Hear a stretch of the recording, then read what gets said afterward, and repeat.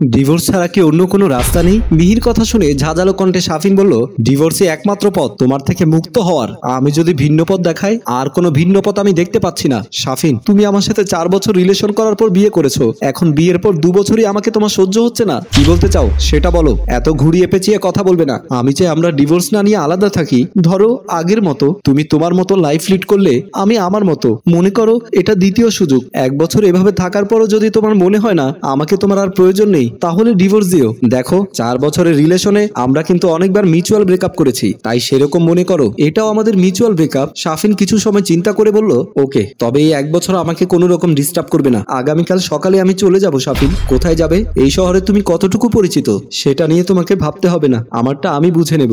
বুঝে নেব বললেই তো হবে না, আমার তো একটা দায়িত্ব আছে। সেই দায়িত্ব থেকে কিছু সময় পূর্বেই মুক্ত হয়েছো। ওকে, অ্যাজ এর উইশ। তবে তুমি চাইলে এই ফ্ল্যাট শেয়ার করে আমরা থাকতে পারি। ধন্যবাদ মিস্টার শাফিন মাহমুদ, তবে আপনার এত কষ্ট করে আমাকে সহ্য করতে হবে না। আমার ব্যবস্থা আমি ঠিকই করে নিতে পারবো। মিহি রান্নাঘরে গিয়ে নিজের জন্য খাবার নিয়ে টেবিলে বসে খাওয়া শুরু করলো। শাফিন একবার আর চোখে মিহির দিকে তাকিয়ে নিজে নিজে কিচেনে গেল খাবার আনতে, কিন্তু কোনো খাবার পেল না। কিচেন থেকে বের হয়ে বলল, আমার খাবার কই?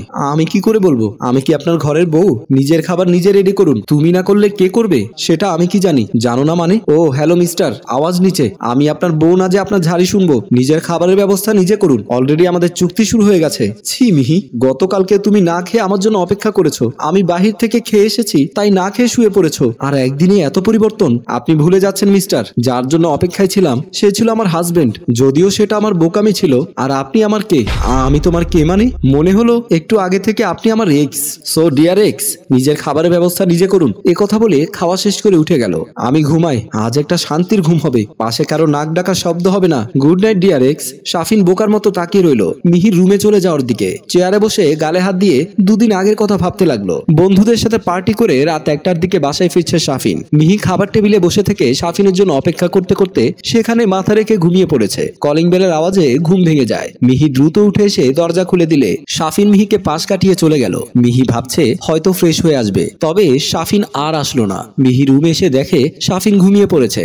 মিহি শাফিনকে ঠিক করে দিয়ে শাফিনের গায়ে কাঁথা টেনে দিয়ে সোফায় বসে কাঁদতে লাগলো। বিয়ের কয়েক মাস পর থেকে এটা রোজকার অভ্যাস শাফিনের। মিহি এত চেষ্টা করছে মানিয়ে নিতে, তবে বারবার সে ব্যর্থ। কাঁদতে কাঁদতে সোফায় শুয়ে পড়ে ঘুমিয়ে পড়ে মিহি। সকালে শাফিনের ডাকে ঘুম ভাঙে।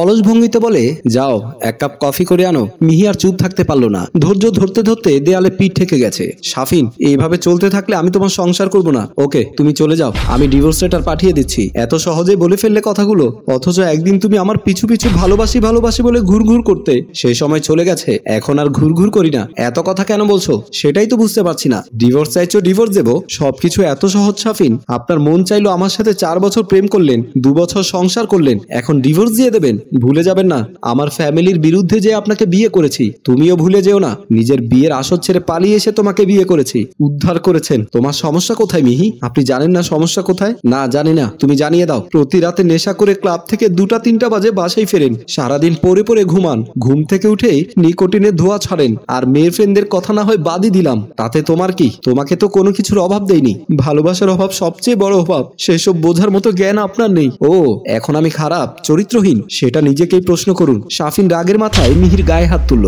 মিহি দৌড়ে এসে বলল, কাপুরুষ শুধু এসবই করতে পারে, একটা নেশাখোরের কাছ থেকে এর বেশি আশা করাও যায় না। শাফিন উঠে এসে মিহির গাল চেপে ধরে বলে, আর একটা কথা বললে এর পরিণাম ভালো হবে না। মিহি চুপচাপ অন্য রুমে যেয়ে দরজা বন্ধ করে দেয়। দীর্ঘ সময় পর দরজা খুলে বের হতে শাফিন বলে, রোজ রোজ ঝামেলা করার চেয়ে আমরা ডিভোর্স করে নিলেই তো হয়। ডিভোর্সের কথা শুনে মিহির কলিজা ধক করে উঠল। নিজেকে সামনে নিয়ে বলল, বিচ্ছেদ কি সব সমস্যার সমাধান? হয়তো আমাদের জন্য এটাই বেটার অপশন। যদি আমি অন্য অপশন খুঁজে দেই? আমি আর কোনো অপশন চাইছি না। তুমি কি নতুন করে প্রেমে পড়েছো?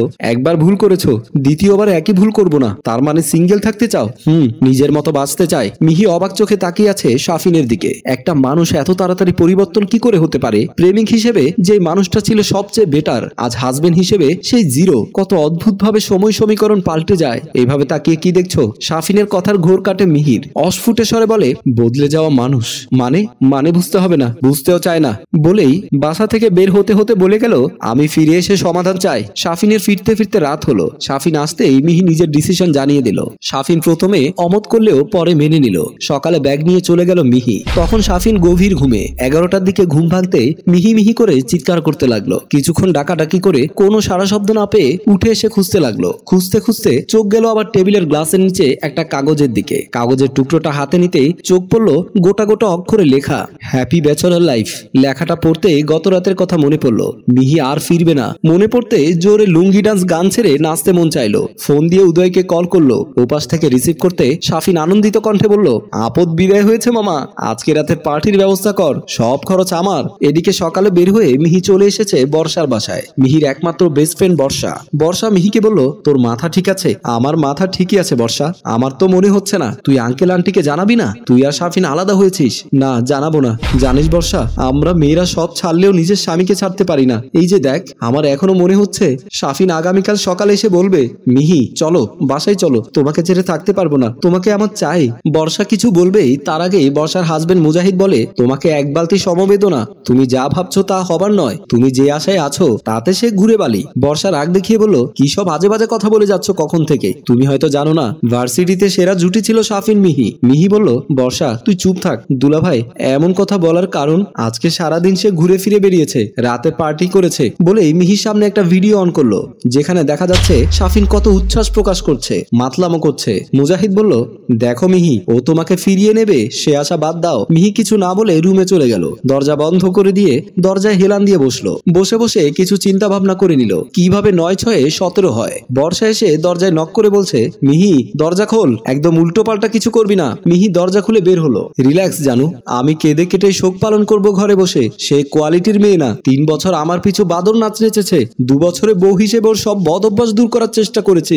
এবার হবে অন্য খেলা। এবার বুঝবে কত চালে কত ভাত। মানে তুই বুঝবি না। এবার দেখ মিহি কি করে। মিহি কি করে? 6 নয় 17 করে। কি বলছিস? আমি তো কিছুই বুঝতে পারছি না। তোর বুঝতে হবে না, তুই শুধু দেখে যা বলেই চোখ মারলো বর্ষাকে। সম্মানিত দর্শক, আজকে আমার জমির রেজিস্ট্রি আছে, তাই আমি তাড়াহুড়ো করে গ্রামে চলে যাচ্ছি। তাই লেখাটা সংক্ষিপ্ত করলাম। খুব তাড়াতাড়ি বাকি অংশ নিয়ে আপনাদের মাঝে হাজির হব। ধন্যবাদ। রচনা ও প্রযোজনায় মঞ্জুর মোর্শেদ, পরিচালনায় রেজাউল কবির চৌধুরী, ক্যামেরায় হানিফ।